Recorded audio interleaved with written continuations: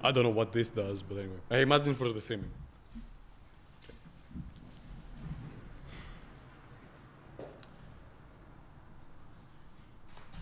Last year in Greece, you had an insane amount of femicides. Policy is extremely slow to pass. If Greece had the common law system, or civil law, forgetting what the difference is, we would have passed, or we would have done more justice to the women that have been murdered by this horrible man. I couldn't be more happy to be opening government. Some framing first. How is precedent set? Precedent is highly specific sometimes. It depends on the incentives, on the evidence, etc. However, secondly, it is also malleable. It can be created somewhat easily through court cases. The more court cases that support the same verdict, the stronger precedent is, therefore the stronger the judge has to follow. This is basically what common law, I very much forget the difference, I don't really care, what our side of the house does. So two things from opening government. One, why we get a fairer justice system because of judges' impartiality, and secondly, why we get more efficient justice, faster justice that is better able to adapt to modern times. First case, we get a fair justice system because of judges' impartiality. Why judges are more impartial than the parliament? Because inside opposition, they have to defend a world where sentences and sentencing is decided by parliament, is codified in laws where the judge has to go between a scale of 0 to 10 years or a life sentence or not. Why judges then are more impartial than the parliament? 4 reasons. 1, they're not majoritarian. Under parliament, you have to follow like majority policy, like most MPs have to vote for the first specific thing to pass. No, thank you.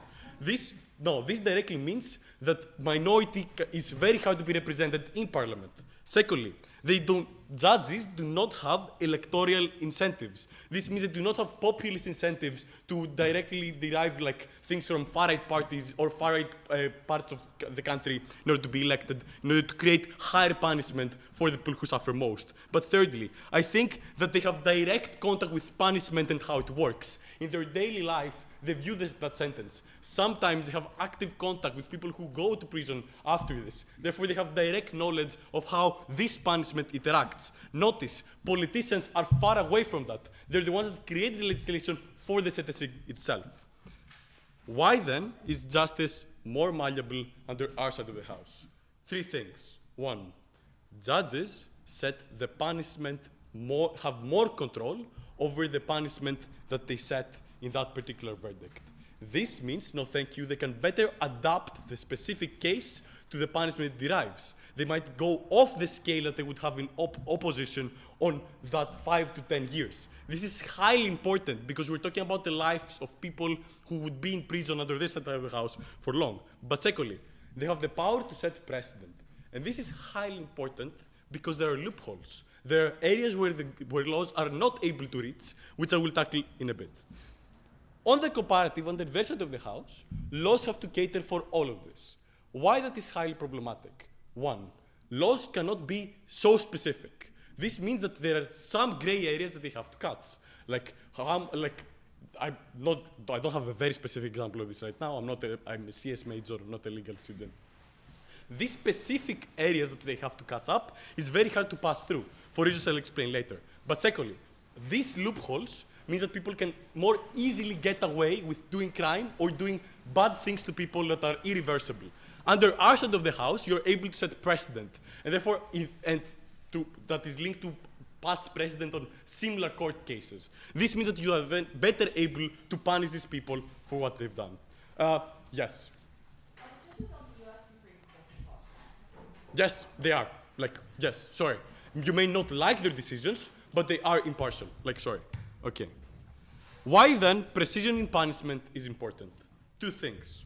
1, the punishment that you give to someone mainly fucks over their life. If you give them a 10-year punishment over a 5-year punishment, it is very hard and it is criminal how much time you eliminate for that person. Under our side of the house, since there is more precision in that punishment, since it is not an abstract thing based on a law that somebody created back in the day, This means that you are better able to directly determine how much time that person deserves, therefore having a more fair system. But secondly, I think principally, the moment you opt in to the justice system, the moment you opt into society and function within it, people aim for as much precision as possible. Therefore, since judges are way more impartial and more precise than the government on how that punishment is done, we better fulfill that.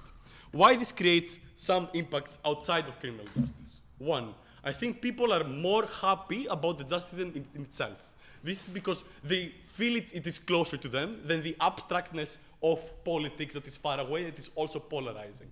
This also, secondly, I think people generally view judges as a prestigious people, or people who are highly educated. Therefore, they're more likely to agree with their calls.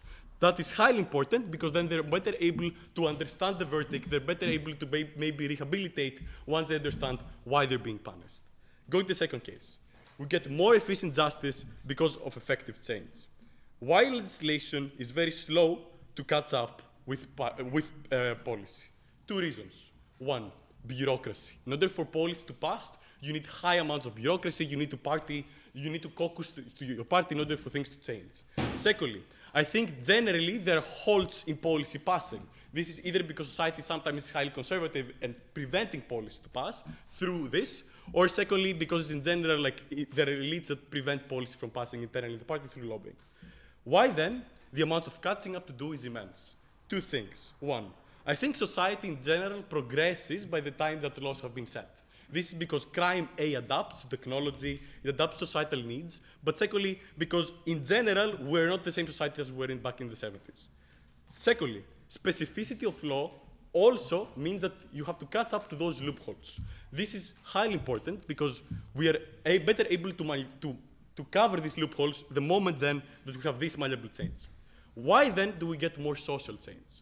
Two things. I think one, movements can particularly fund court cases and trials out of the House that specifically target parts of the movement they want. You would not get Roe v. Wade under side opposition. You would have to lobby through Parliament. It is highly likely that happens because one, it is highly more conservative, there are many more party politics, and therefore legislation is way more slow. Under outside of the House, you have to convince one judge that is the correct case. I think that is way more likely to happen. For all of the above reasons, vote OG.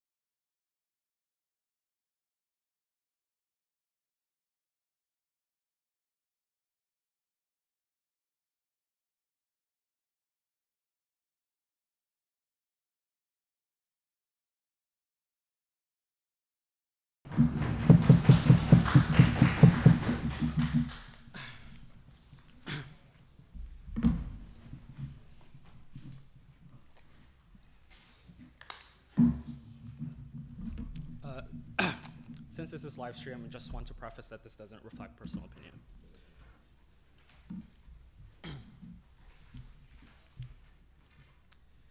I think opening government runs a very unintuitive case, and that is because the status quo already sees Roe v. Wade being overturned under their side of the House, under unaccountable judges that have no term limits, that can do whatever the fuck they want, because they are given that position of power.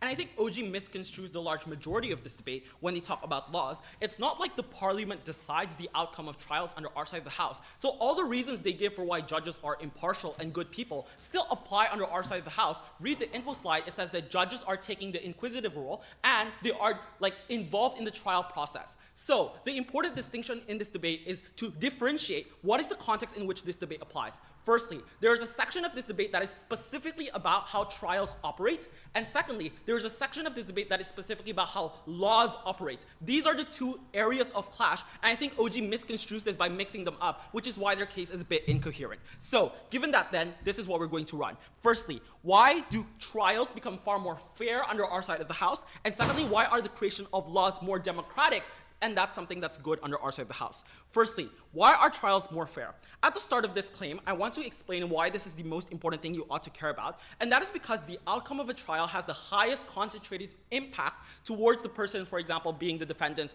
or even being a victim of that trial, whereas people are generally less affected by laws on a day-to-day basis. Meanwhile, I think the harm of a trial, i.e. whether or not you go to prison or whether or not you don't go to prison, massively changes your life and can change the trajectory of your life in terms of, for example, locking you out of job opportunities, locking you out of freedom, for example, and your fundamental human rights. And that is the reason why trials have to be fair, even if they become less efficient, even if there's some bureaucracy, because we care about that principle of fairness, and because if people don't have equal moral worth, right, there's no reason to discriminate between groups of people. So why are trials less fair under our side of the house? There are broadly two things to say.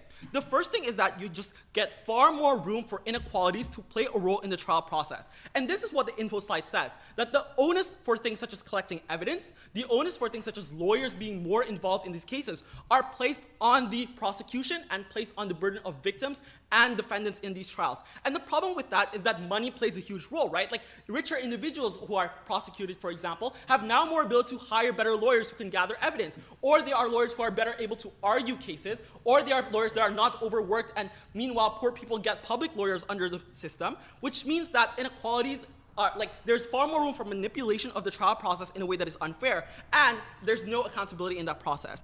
On the comparative, I think you just have the same level of resources, right? Because the judges are doing the inquisitive process themselves, that the evidence they find, for example, can apply to both sides, that the witness testimonies can be used by both sides, for example. And if it is true per their argument that judges are impartial, that is an argument for our side of the house as to why judges will take on the inquisitive process in a way that is impartial as well. The second thing to point out is that judges are far more accountable under our side of the house. And this takes the worst case possibility that there are imperfect judges, because I think there's probably some back and forth about whether judges have good incentives, judges have bad incentives. That doesn't matter, because maybe those are symmetric, things like legacy, things like you care about your reputation. The question then becomes, in the cases where judges can become problematic, where can we better hold them to account? And that is under our side of the house, because there's far more less room to tamper with things like the evidence process, right? Like if you tamper pieces of evidence, if you, for example, don't question certain witnesses in the first instance, that is easily called out. And given the fact that appeals processes can probably exist under our side of the house as well, that is far easier to argue. Whereas in the comparison, you have to argue against judges on things such as the legal sort of theory of the law. You have to, for example, if you want to appeal to a judge, you have to argue on these things that are far more complex matters that have far more room for interpretation. And given the fact that judges are often seen as have more reputation, that are just smarter than you, that they are the people who are literally deciding the law, there's less accountability placed on judges in that respect, and therefore gives them disproportionate amounts of power. Thirdly, I think broadly it also means that laws become more complicated. That also makes it more inaccessible, given the fact that there are more precedents, and now that judges can pick and choose different precedents, it becomes far harder to check against accountable decisions under our side of the house, which means that the impacts of this is twofold. Firstly, the law should be impartial. It is more impartial under our side of the house. That means you get trials where, for example, the poor person doesn't get thrown into prison just because the rich person can claim that they were defamed or use these laws to sort of oppress people. And that is an actively good thing, because principally that is the correct thing to do. But secondly, we would prefer things such as the consistency of application of justice versus what they say and they concede about things like adaptation. What does this adaptation look like, right? If it is an ideological adaptation to fit what the judges see fit and not a consistent application of the law, we would not want that under our side of the house. Before I move on to my second issue, closing. Do you believe that the incentives of judges are good? Yeah, so it doesn't have to be the incentives of judges are good. Our argument our argument applies irrespective of that, because whether or not judges are good can be applied under both sides of the house. Our argument is also one on accountability. So where judges' incentives are bad, we are better able to check against that. So we were far more prior to that question in the first place. Secondly, then, on the creation of criminal justice laws and why that's more democratic, I want to start off with two premises. The first premise is that these laws constrain our rights principally and constrain the people's autonomy because the state threatens us with violence, and because the state can enforce these laws by violence, which means that we have to somehow consent to these laws, and it is unjustified for judges who we don't consent to in terms of how they are chosen, for example, and have unaccountable decisions. It's unfair for them to make these laws in the first place. The second premise I want to forward is that there are just no objectively good or bad criminal justice policy, right? And that is because every form of sentencing, maybe, or every form of how we want to do rehab or prison time requires a number of policy trade-offs. So for example, if you want to increase sentencing to lower crime, but maybe that increases resources for prison, for example. So all these are objective questions about how we are best able to use taxpayers' money. It's all subjective questions about which is the more important priority for the people on the ground. Is it incarcerating more criminals because there's a huge drug problem, or is it rehabbing them? All of these are subjective policy questions that exist, which means that the fairest thing to do is to give that to the people, to aggregate their preferences, to allow them to influence this via legislation. And the problem with judges is that they are very unresponsive towards these things. Meanwhile, I think governments are better for a few reasons. Firstly, because governments have a democratic mandate. And I know that opposition, like Govs, tries to say governments are majoritarian, but we would contest this, right? Given the fact that in minority cases, right, minorities can act as swing voters between different parties, you have every incentive to co-opt a wide group of people. Look at the fact that the ruling party in Indonesia caters towards, for example, Chinese minorities, because that is how they get an advantage over other parties, is to get that swing vote. And if it is true that they say there's bureaucracy, that is another concession that says you are more likely to appease a lot of people. That's the reason they say that it's slow. Secondly, I think governments are just far more responsive to changes in demands, right? So if society increasingly becomes more democratic, you have an immediate way for feminists, for example, to vote and rally their voters, versus the cases that take 10 to 15 years to apply under their side of the house. For those reasons, very, very proud to stand at OO.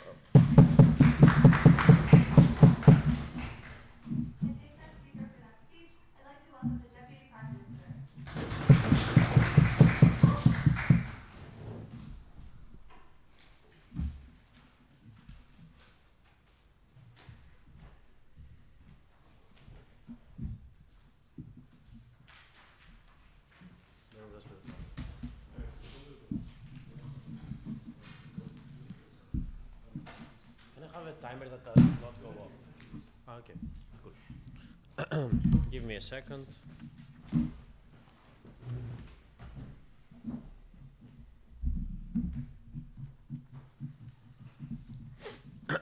Δώσ' μου λίγο το νερό.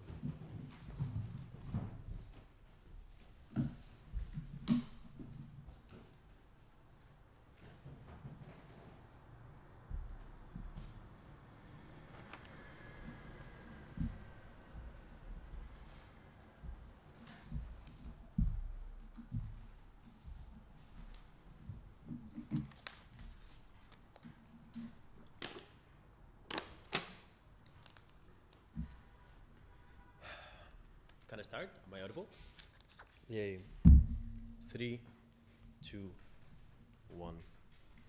To the degree that opening opposition is not responding to the characterization we give about the political incentives that exist when it comes to how you interpret the law, this is the thing that opening opposition or closing opposition has to defend in order to be able to have fair debate.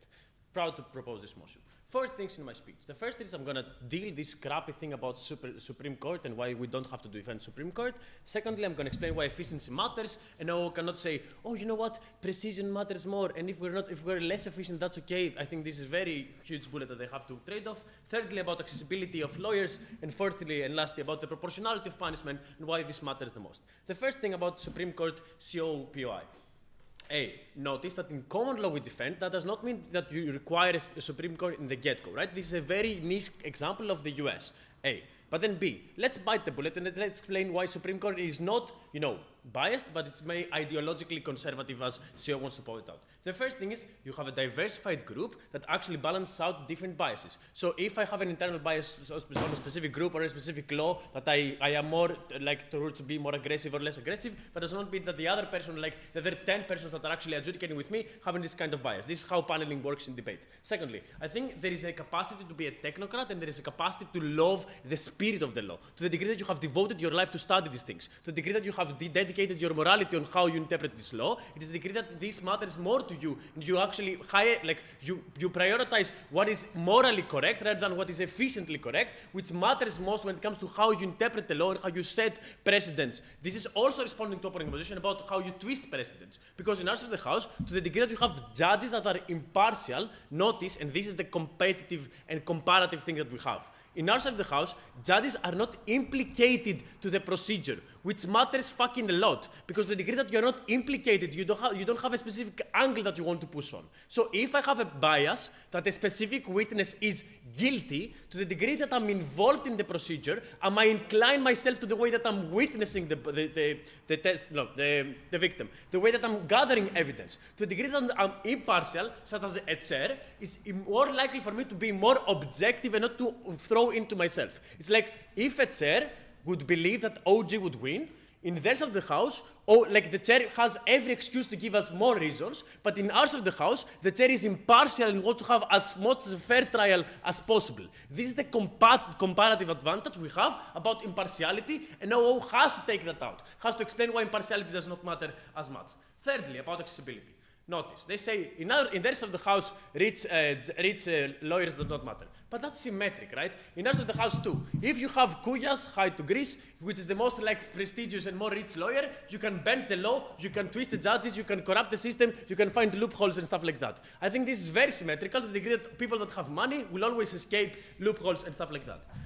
Lastly, on precedent and stuff like that. I think, judges are very thorough to the degree that they set precedents. And this is very important. There are specific procedures and specific petitions that you have to apply to have a specific precedent. You are very skeptical to the degree that you're going to rule over something when you set a precedent because people are going to keep you accountable for this precedent. People are going to fuck you over if you set a bad precedent because this means you contain them for the rest of their rulings and stuff like that. All this means that you have every incentive, but also the capacity to be very thorough and skeptical, to get advice, to be very careful when it comes to how you set precedent. Secondly, how precedents work and they're being used. I think judges and lawyers have to connect the dots and explain very specific alignments of cases in order to be able to weaponize this kind of precedents. This means that, this kind of picking and choosing does not apply from opening opposition because you have to be very precise to how much you connect yourself to the previous case so you can weaponize this kind of precedent. But then thirdly, let's say you pick and choose. This is fucking beneficial for us because efficiency matters. If OO wants to claim that this procedure is very I'm going to take you at the very center. Shut the fuck up. Okay, if OO wants to say that this procedure is very traumatized, this is very stigmatized, you cannot apply for jobs. To the degree that they prolong the procedure, you are more stigmatized. You cannot apply for scholarships. You cannot apply for jobs. This means efficiency matters on the side of the house. We weigh this and we co-opt their metric by explaining why having more efficiency or not having bureaucracy, not having enough judges, not having enough cells, not having enough pensions and stuff like that is a matter of great significance to how much budget you are allocating to maximize efficiency on judging, maximize efficiency on ruling, which is fucking important, and I'm going to weigh this. I'm going to take closing in a second. Thanks. Proportionality of punishment. Let's take the principal class of this debate.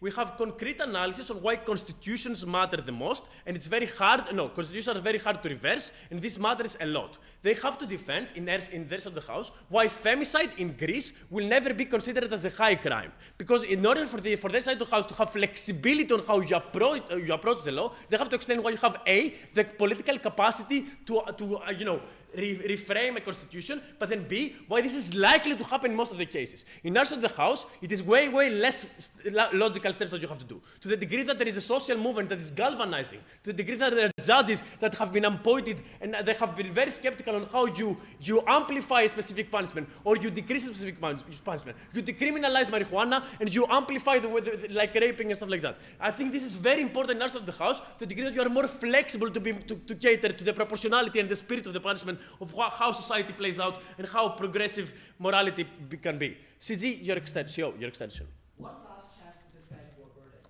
Why are judges impartial? The U.S. Supreme Court famously implemented Dred Scott v. Sanford, which sued African Americans in the ability to become citizens. This is so funny. OO claims that we don't have to defend judges being impartial. CO says that our burden is to defend that judges are impartial. What we say is that judges are not implicated in the procedure. Judges play the referee, which is a very good thing because to the degree you have a very big brain person to balance out the procedures, it's a more balanced procedure to begin with. But then, secondly, and this is a side benefit we have, these procedures become more alleviating. You don't allow tampering of witnesses. You don't allow tweaking and torturing witnesses, torturing out the evidence and stuff like that. This is very important as of the house. Even if you wash out the principle, even if you wash out the efficiency, the procedure itself in us of the house is more impartial, is more carefully, thoroughly fabricated when it comes to how testimony happens and all this stuff. pure win in our side of the house. I think the principle matters a lot to the degree that morality and the way that you perceive society is being implicated by how the law is being perceived. To the degree that you feel that you live in a society that does not serve you justice, does not punish people that do femicides, is the degree that you feel in a system that you don't actually materialize justice and you don't have restitution of punishment that matters the most. Secondly, efficiency to this kind of stuff is very important. The people that actually study law are more appropriate to have the spirit of the law, which matters a lot in the house. Because we're on the right side of history, we're very proud to be up in government. I thank the speaker for that speech. I'd like to welcome the Deputy Leader of Opposition to close up top half.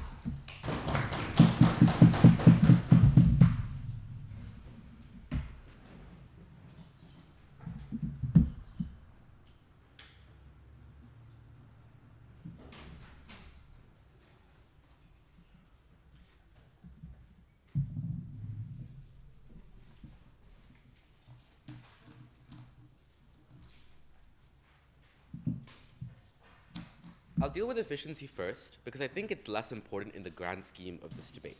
And then I'll go on to why we get more fair trials, prove why that's the most important thing, and why this is an OO ballot. On efficiency, the main push from opening government on efficiency, which I think changes in DPM, by the way, is that you get more efficient case-by-case trials because for some reason judges on their side of the house are able to do things faster because there's less bureaucracy and there's less holes in policy. The first thing I'll point out is these are very macro-level issues that exist on their side of the house. So it's not that the case-by-case trials become more difficult when there's broad bureaucratic measures in passing legislation. It's that legislation passes a little bit more slowly, and I'm going to prove a little bit later on why that's okay. I would actually argue that it's our side of the house that is more efficient on a case-by-case basis. Firstly, lawyers are not incentivized to stretch out trials on our side of the house. You're not paid to a very significant extent on the basis of how good you're able to defend your client on our side of the house. You're not the one whose onus it is to take out the evidence on our side of the house. And all that means is that if you're a lawyer and it is in your interest to protect your client, it is also in your interest to extend out trials on their side of the house. Second, I think this claim is very marginal. So on their side, what happens is the vast majority of cases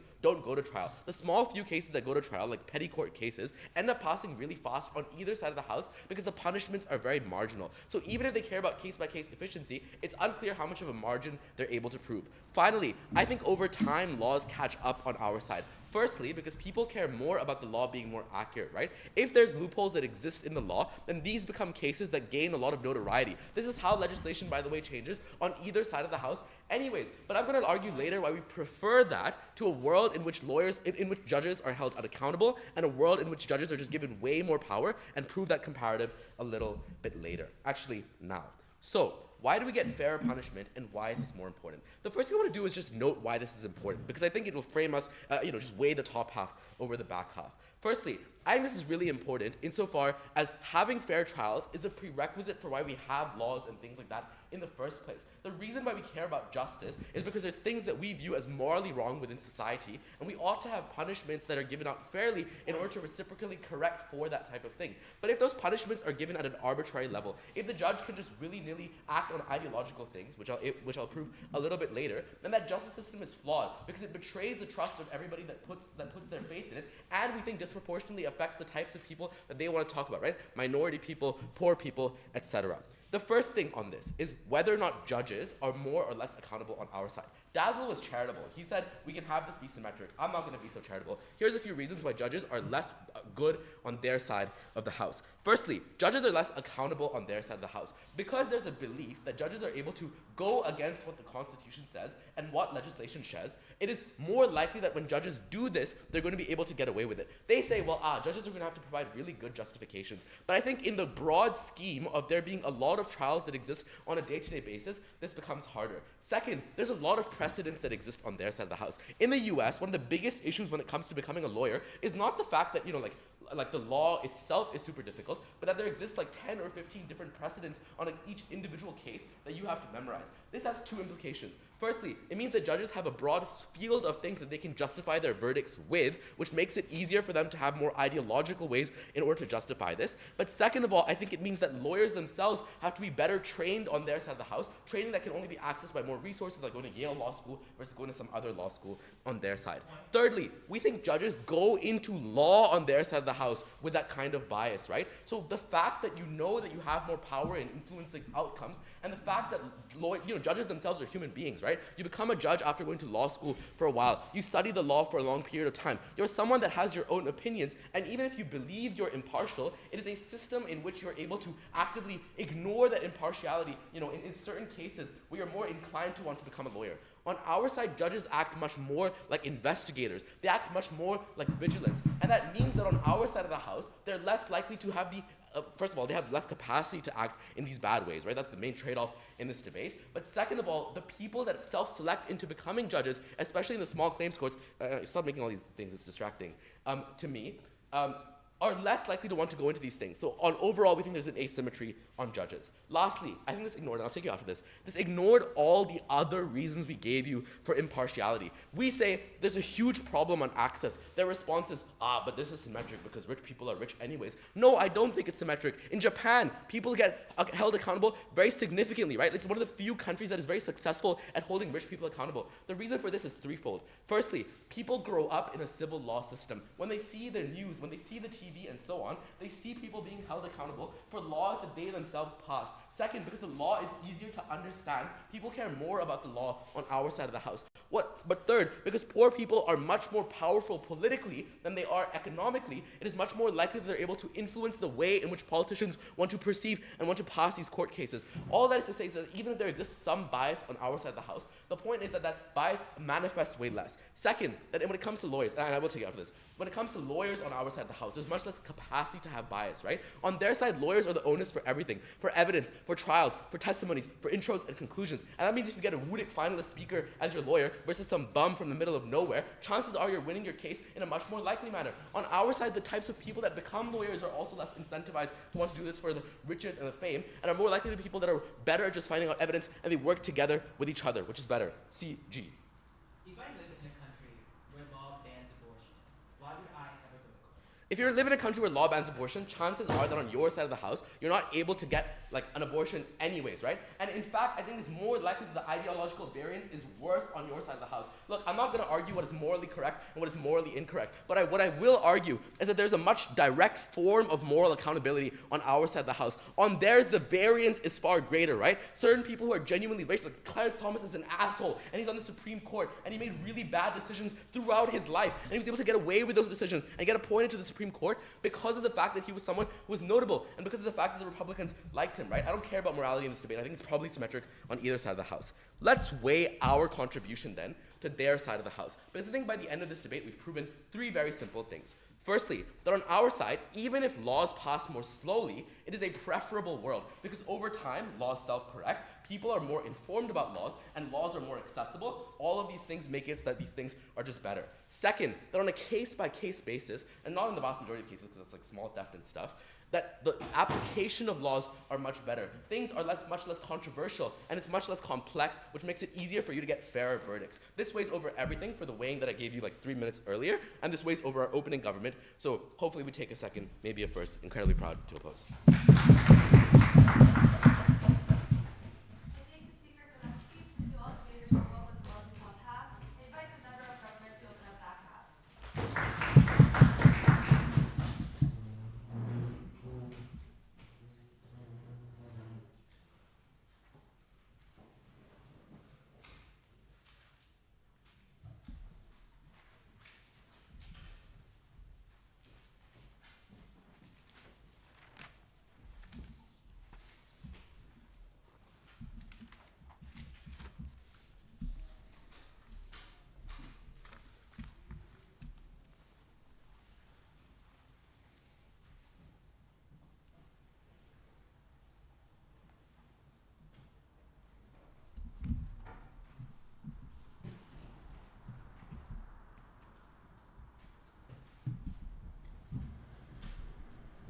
Hey, ready?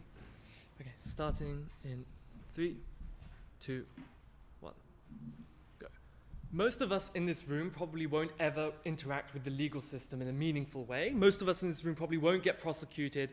Most of us aren't the sort of people that often these legal rulings impact. What I'm going to do in closing government is very simple. First, I'm going to explain to you why we need judges to check back against majoritarian parliamentary decisions. Secondly, I'm going to fill in the missing capacity analysis from our opening half as to why judges have the capacity in the first place to be impartial. And then I'm going to explain why the constitutions that they rely on are actually good in the first place and act as the very important guardrails that bolster judges to be able to push through good policies. And thirdly, I'm going to explain why we get just more victims feeling comfortable going to court, why more lawyers are more empowered to and confident to bring and get those cases into court, therefore getting more justice on our side in the first place.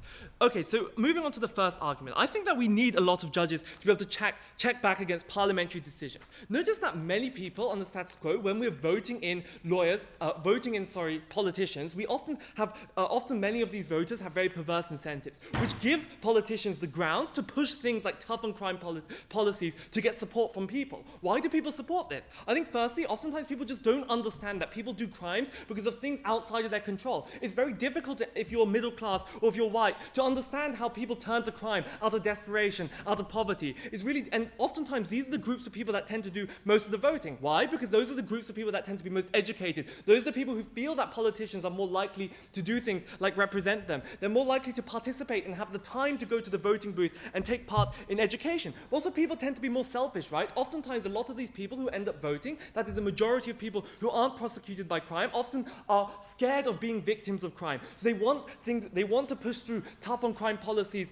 They want politicians to push through tough on crime policies because they dislike, they don't want to be victims of crime. They often have a bias. They also have a bias against people like minorities, against the other, right? They want to get laws that go against these people and give them protections. What does this mean is that governments often have incentives to try and platform themselves on tough on crime policies. This looks like things in America, like sort of tough on crime marijuana legislation, which often criminalizes people of color more so than white people, because oftentimes the people who voted in those governments, that is the majority white population, don't understand or have like a stigma against those groups of people. And this gives the government a ground to be able to show, oh look, we're dealing with to big up these claims and create the incentives for people to vote for them in the first place. What happens then is that on our side of the house, we at least have judges which are able to check back against those tough on crime policies, and we give less grounds for the state to push those tough on crime policies in the first place. So this looks like, for example, in America, certain states having judges which are able to give sort of exemptions despite very harsh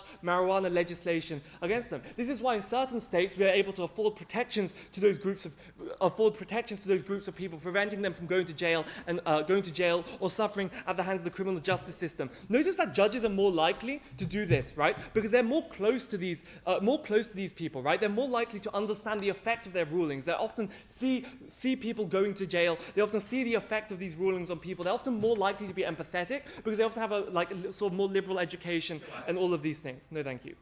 Secondly, though, I think that governments often have a greater degree of things like political capture from things like corporate lobbying, which often sort of distorts what they end up doing, right? Corporations and industries often push through certain legislations, and oftentimes these politicians have a less understanding of people and what they need, right? Whereas judges at least have friends in sort of the criminal justice system. They've heard many, many cases. They've heard the effects on ordinary people, and they've seen lots of these cases. They're more likely to have empathy towards these groups of people because they're just closer to them.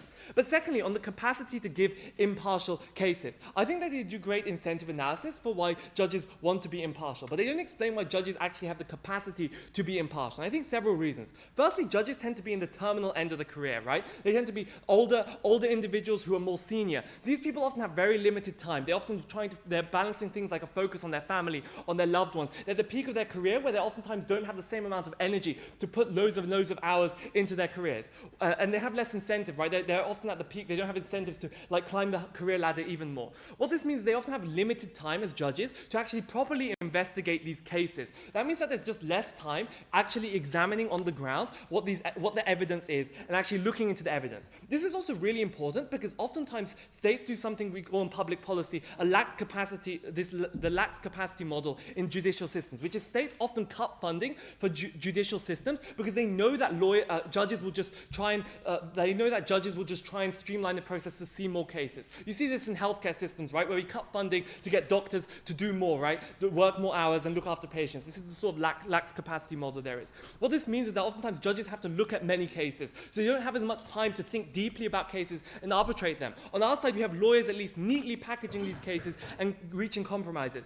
But secondly, right, oftentimes politicians don't have as much time to actually arbitrate these laws and have the capacity to create these good, impartial laws. They often lack time to push agendas. Think about the most powerful politicians who are able to have a greater say in parliament to rally up support from their ordinary party members. These are often cabinet members. These are people who are often very busy with doing other things like managing government departments. They don't have time to sort of push through these things. But also MPs have way more responsibilities than judges. Judges at least only have one focus, which is to arbitrate cases and be impartial on those cases and think about those cases, whereas MPs, when forming legislation, they're busy doing things like talking to their constituents. They're doing busy things like campaigning. They also don't have time in court, in parliament to actually debate these things, right? Notice that there's hundreds of bills that need to be debated on legislation. Notice that many people err on the side of caution, so they just choose not to pass bills in the first place because of the number of bills don't have time. Before I continue, yeah.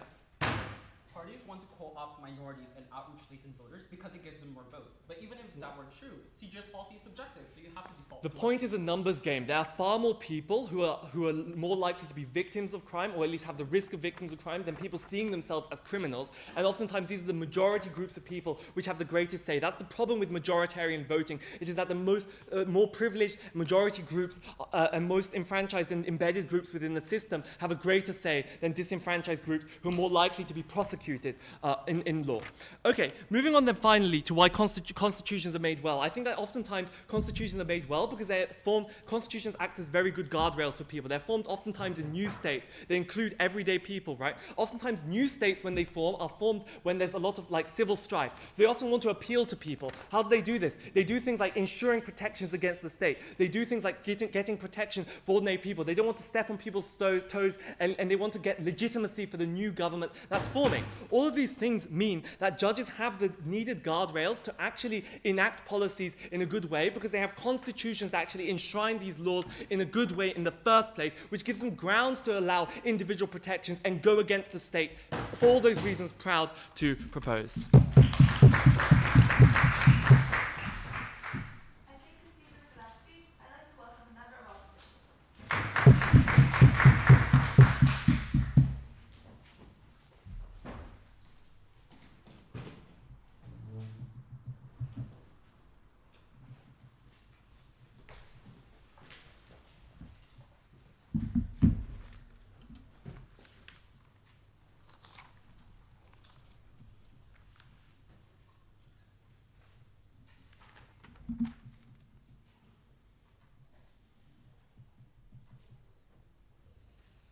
All good?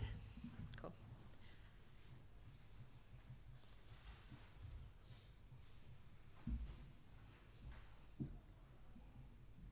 Just a sec, sorry.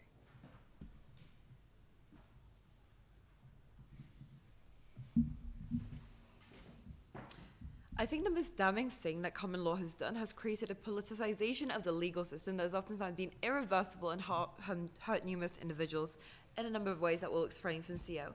Firstly, why does this uniquely happen on government bench, and why is it so strong?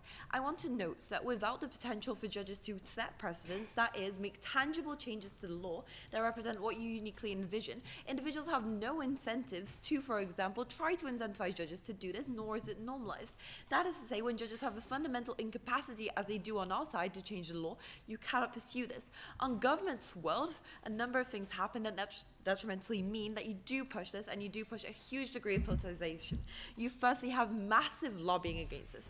That is to say, you now view judges not as arbiters of the law, not as someone that enforces justice, but as someone that you can turn into a puppet to enact your political vision, someone that you can instrumentalize to push what you view to be the right political case and what you view to be right versus wrong.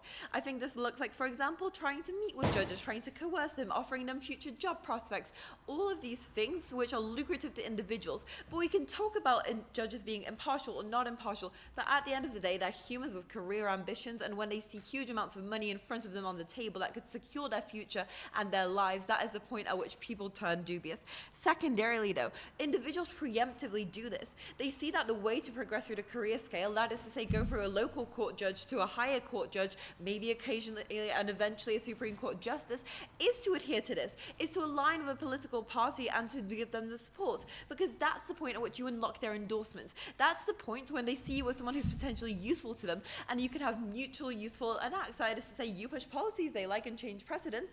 They help you in your career. They help you progress. They give you endorsements. They help you progress your career. They connect you with higher up individuals, and eventually maybe they appoint you to the Supreme Court. All of this cumulatively means that you necessarily do a self-degree of regulation. You think, maybe I care about the law, but think about all the amazing things I could do. Think how good my career could be. Think how good of an impression and legacy I could create. Think about the money I could get. But thirdly, there's a normalization of this in legal culture. That is to say, everyone is doing this.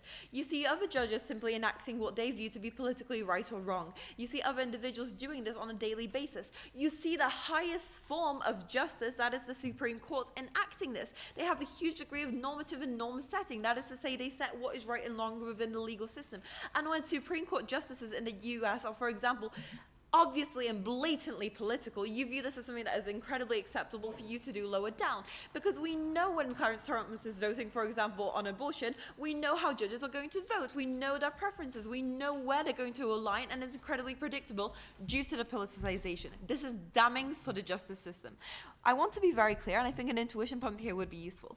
For example, in countries that are homogeneously religious, we might accept that having a religion and law intertwined might be useful because it reflects the views of the majority of the people. That is the case on our side when the governments are doing this, because they're enacting the vision of the majority insofar as they are elected democratically, and they reflect this.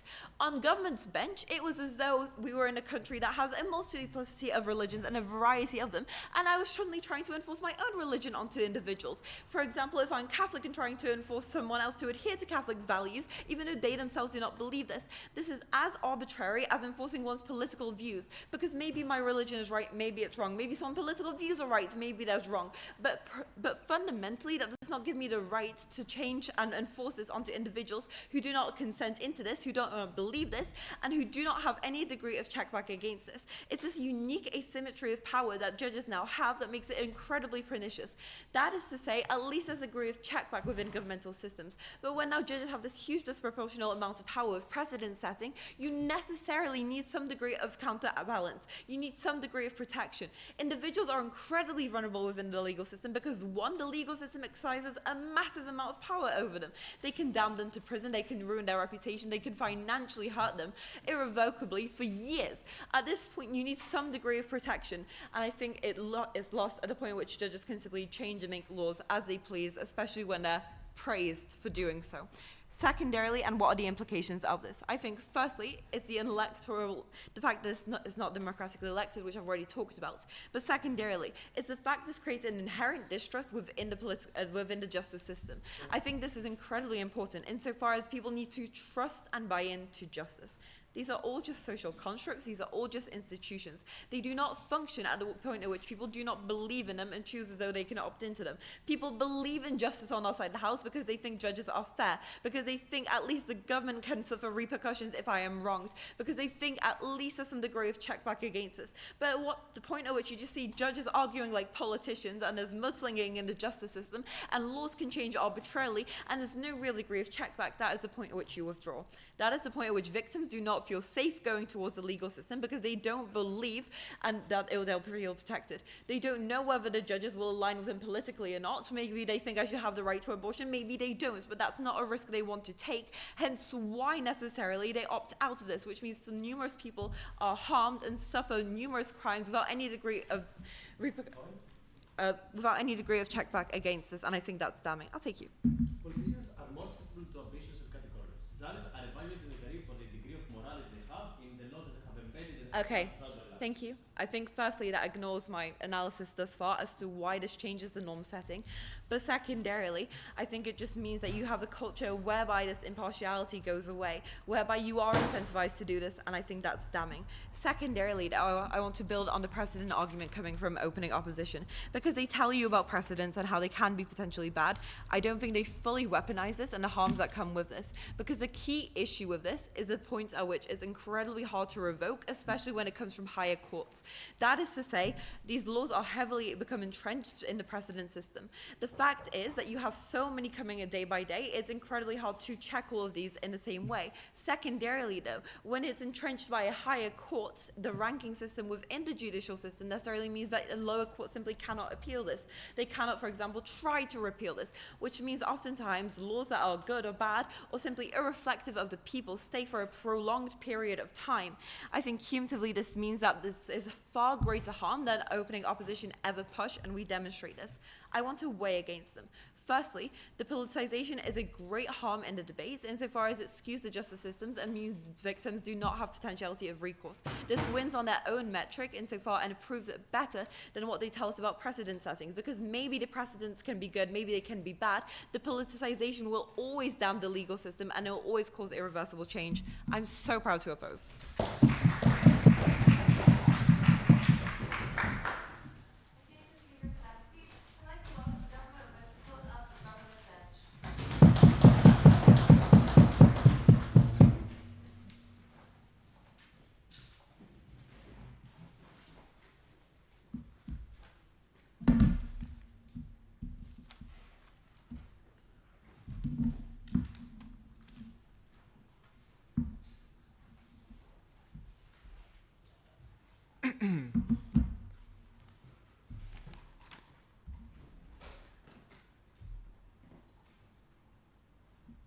What common law systems do is protect people's political rights over long periods of time against the structural problems of democracy by making the law based on constitutions that grant rights to people rather than strip them away, and removing power from short-term and overworked political systems. This was the granularity that opening government missed to prove their case, to explain why judges are good at making decisions.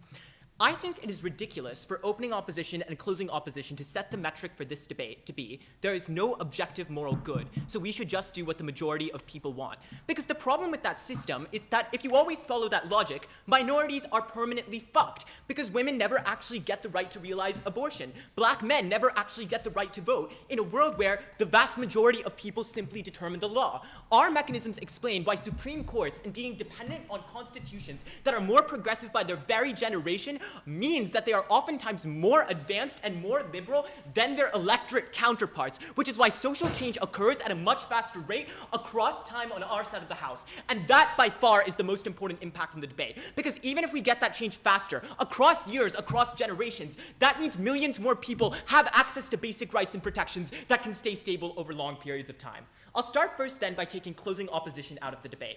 And their extension basically is that these judges are going to become politicized, and that's going to be really bad. The big problem with this argument, though, is that they never prove why this is comparative to the alternative of legislatures who must get reelected and are much worse politicized. Why is that the case? Because electorates and democracies, as we explained, are broken. They are highly gerrymandered, so the people that you elect might not even actually represent you. The fact that lobbying plays much more of a direct role in elections rather than judges. And the reason why is because, by contrast, when it comes to Supreme Court judges, both political parties have incentives to set regulations to ensure that these kinds of judges don't get paid off, don't get bribed, and don't get politicized. Why is that the case? Because of the randomness effects of one party coming into power, setting all of the unelected Supreme Court justices, and then fucking up the other party's agenda for long periods of time. This game theory matrix means that neither party actually induces the kinds of things that politicize the Supreme Court in the first place, meaning that their harm actually happens. But second of all, we gave you reasons why people who opt into the legal field in the first place are still not prone to the kind of extreme politicization that they say. Why? Because they were socialized in environments that told them to prioritize justice. They prioritized careers in law because they wanted to fight for people. There is no reason they give as to why these judges are so malicious in the first place. But the second thing that I would point out here is that this argument is also symmetric, because the symbiotic relationship between politicians and judges exists on both sides of the House. Why? Because politicians still appoint judges on their side of the House, meaning that even if they are constrained in their power somewhat, those politicians are still the people that those judges are accountable to, meaning that politicization still happens to a great extent on their side of the House. But finally, I would just point out that there are many reasons why judges don't want to become politicized in this way. A, because they can become criticized by their political parties. They face the risk of being knocked down by the opposite political party. They can be held accountable by the media. They don't want to make a decision that makes them highly unpopular. I think at the end of this, they never actually explain to you why this politicization is so bad. And that's because at the end of the day, they're still accountable to constitutions. Constitutions that Ahmed explained by their very structure are good. Why? Because the way that constitutions emerge is after periods of strife and conflict, where the government needs to imbue faith in itself by giving more rights to people, particularly minority groups who were previously oppressed, in order to generate buy-in into the new state. This is why constitutions in general tend to be rights-granting rather than rights-suppressing. They tend to be expansive, and this is why over long periods of time, constitutions set stable rights that judges follow, which is why in the plurality set of cases, people are made better off. Then I'll talk about OO. The main crux of their case is basically that they get fairer trials because when judges are less involved, less things like bias and evidence tampering happens. I have a couple of responses. First of all, they frame this out themselves by arguing that most judges are good.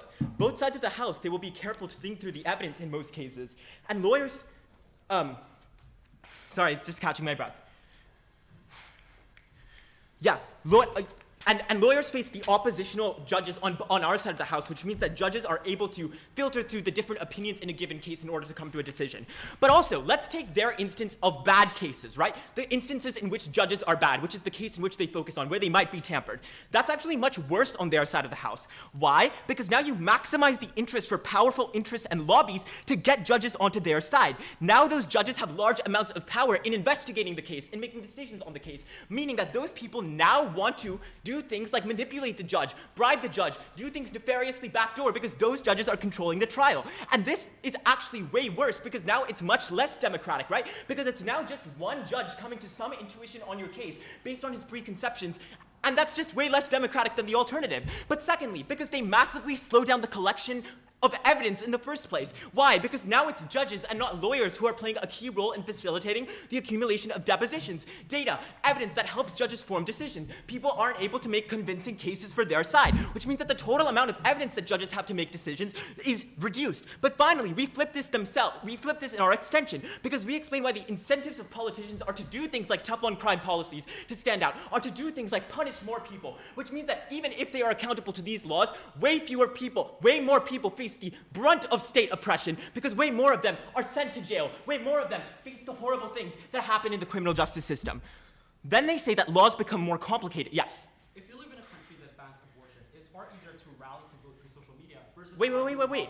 That's not true because of the dynamics of majoritarianism that we describe, which is that oftentimes public opinion lags behind what is socially necessary. And the only thing that can protect for that are constitutions because of the way that they legally enshrine the rights of certain groups of people. That is not an adequate response. Then they say that elections are a better way to do this because we should prioritize the public will. But this is not true because we don't maximize choice all the time. We prioritize the stability of rights and protections for large groups of people. We wouldn't just give people infinite choice because they wanted to, because we realize that there are certain issues where we should outsource things to technocrats and experts who should make decisions in the public welfare of people. We explain why constitutions are a positive avenue to do that and why systems of law allow for progressive change. But finally, we explain why the method of accountability that they want is broken. Elections don't function. Politicians are routinely unaccountable. Politicians are vulnerable to short-termist election pressures that make them have to boost their own support by doing things like populism, doing things like tough on crime policies, things that harm people. And they don't explain why that is worth the trade-off for some objective utility that they have on their side of the House.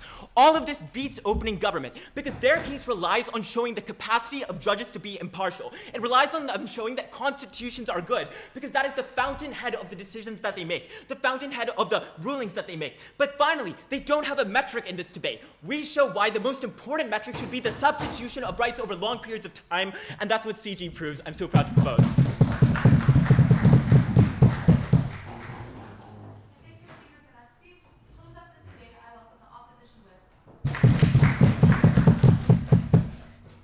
Before I begin, I'll note a couple of things. First, please, for issues I will not mention during this debate because it is being streamed, please keep whispering to a minimum within the debate. I would prefer that very much. And then Also, sorry for pausing